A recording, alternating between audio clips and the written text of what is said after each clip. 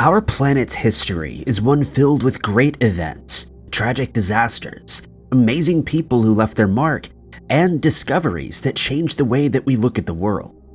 But it's also a source of bafflement, as many historical mysteries are yet to be solved, despite the best efforts of our best scientists and historians. Number 5. Living as an immigrant from a foreign country can be a daunting prospect. But for someone who's introverted and prefers their own company over that of others, it can be downright unpleasant, as was the case for 25-year-old Lillian Alley, who immigrated to New York from Russia in 1918. Lillian didn't enjoy being in New York, as she felt she was never really accepted by the people in the city, and so her goal was to save up enough money to return home to Russia.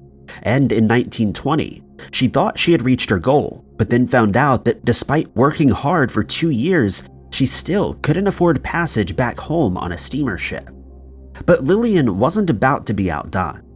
She decided that if she couldn't travel via a ship, she would just walk home.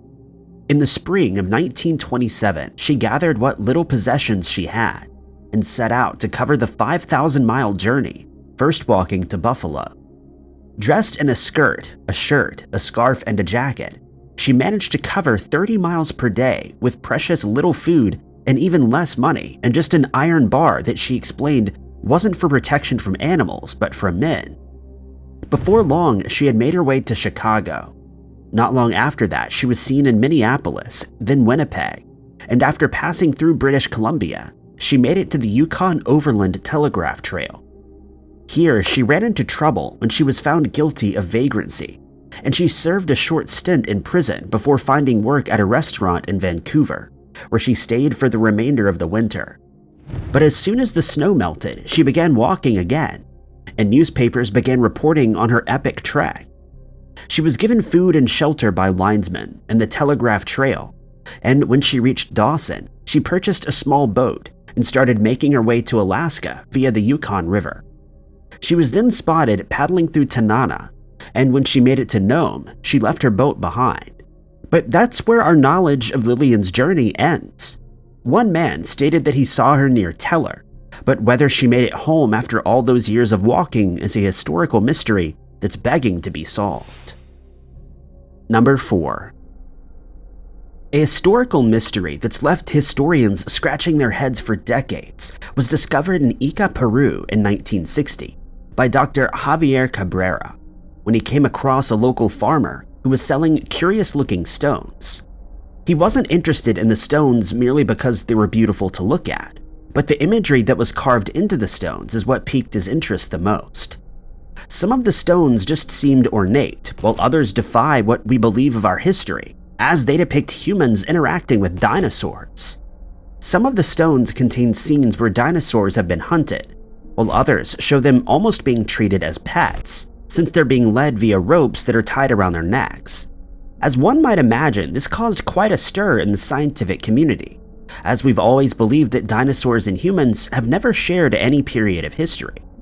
It then stands to reason that many people believe the stones to be modern fakes. But the stones also contain certain characteristics that seem to prove that they are in fact real. Some of the carvings show cultural practices that weren't a part of any culture except early India. Also, the carvings themselves seem to have been created long before Cabrera stumbled across the Peruvian farmer who was selling them. But the strangest argument for the stones being genuine comes from the depiction of some of the dinosaurs who are shown with spikes on their backs, something that we weren't aware of until the early 1990s, more than 30 years after the stones were found. It should be noted that over 11,000 of the stones were found, and it would be quite the task for anyone to forge that many. There are many scientists who still think the stones are fake, as they're unwilling to believe that they're wrong about our own history. But there are also those who believe that they are genuine, since similar engraved stones were found in Peru as far back as the 1500s. For now, however, their true origin remains an unsolved historical mystery. Number 3. Guatemala is a country that is rich with history and culture, but one archaeological discovery has left us with more questions than answers, as it seemingly goes against everything we thought we knew of pre-Hispanic America. In the 1950s, a man from Guatemala discovered a massive stone head on a piece of land that he owned. He noticed that something about the head's features seemed off, and he took a photo of it that eventually made its way to a philosopher and a lawyer named Dr. Oscar Rafael Padilla Lara in 1987. What struck Lara about the giant head was the fact that it was carved to depict Caucasian features, something that should not be possible since the native people of Guatemala never had any contact with the outside world at the time that the head was believed to be carved.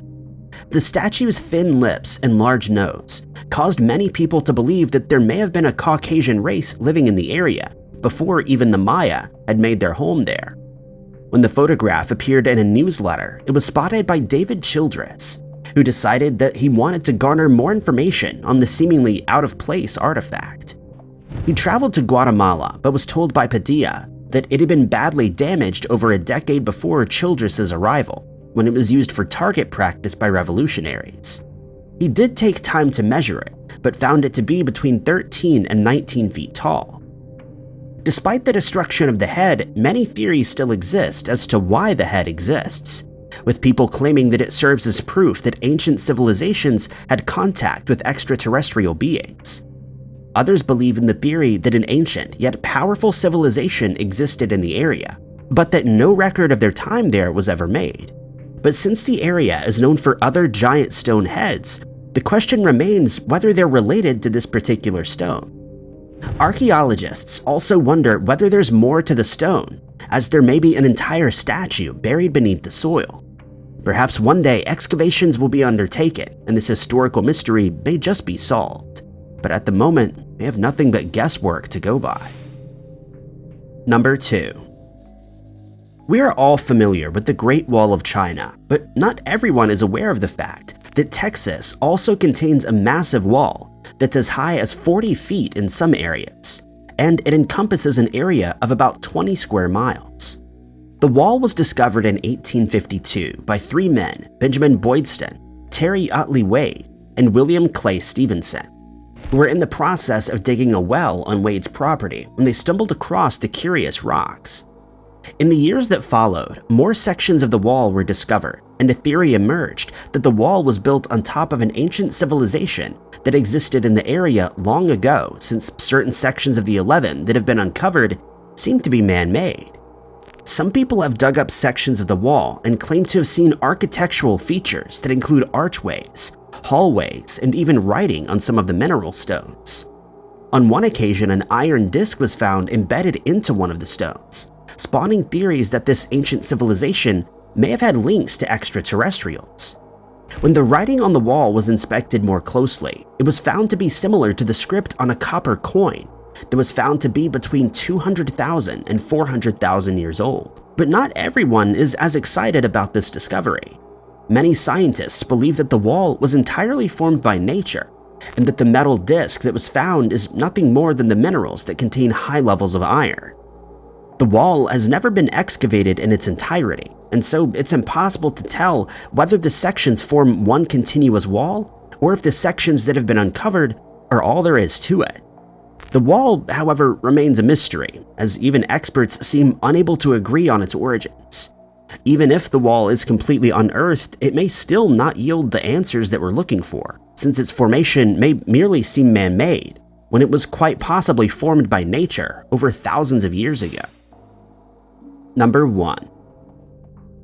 I can only imagine the excitement someone must feel when they stumble across an archaeological find, not to mention if that item is a Viking sword that, by all theories, should not exist. This was the case when about 170 swords bearing the inscription VLF BERHT were discovered across Europe. When the blades were dated, they were found to have been created between the 9th and 11th centuries, when they would have been considered among the best swords ever made.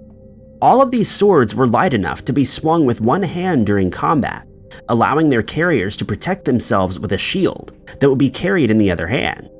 The blades are all double-edged, making them a formidable weapon in an experienced warrior's hand. They were, in fact, so strong and flexible that they're said to be able to break any inferior blade that it came up against. It's believed that they were forged by expert blacksmiths, but what's baffled historians is the purity of the metal that was used. In order to create crucible steel, which is of superior quality, iron ore must be heated to at least 3,000 degrees Fahrenheit, which would not have been possible given the time period that these weapons originate from. But since these swords were found to contain very few impurities, there doesn't seem to be any other explanation than the theory that the Vikings from that era somehow discovered a way to heat their forges to unimaginable temperatures for their time, and that this knowledge was then lost over time since none of the blades are younger than 1,000 years old. But some historians believe that there's a plausible explanation after all. They theorize that the sword's forging process didn't actually originate in Scandinavia, but that the Vikings learned to make them from smiths in Persia, India, and other parts of Central Asia. The Ulfberht swords gained a ferocious reputation after some smiths started producing fakes that are rumored to have been sold on what would be equivalent to our modern-day black market. But despite everything that we've learned about the Ulfberht swords, much is still conjecture. Were they in fact forged by Viking bladesmiths? Or were those smiths just copying superior technology from a different continent? Another unanswered question is why the blades weren't being forged after the year 1000. Some speculate that only a handful of Viking smiths knew how to produce crucible steel, and that they failed to pass their knowledge on to younger generations before passing away. Whatever the case may be, these swords will forever be known as superior, whether that's a mythical tale or not. Thank you guys so much for watching. If you liked this video, be sure to hit that like button. Also, don't forget to subscribe and click that notification bell to keep up to date with all of our future uploads. But my name is Ty Knotts, and I'll catch you guys in the next video.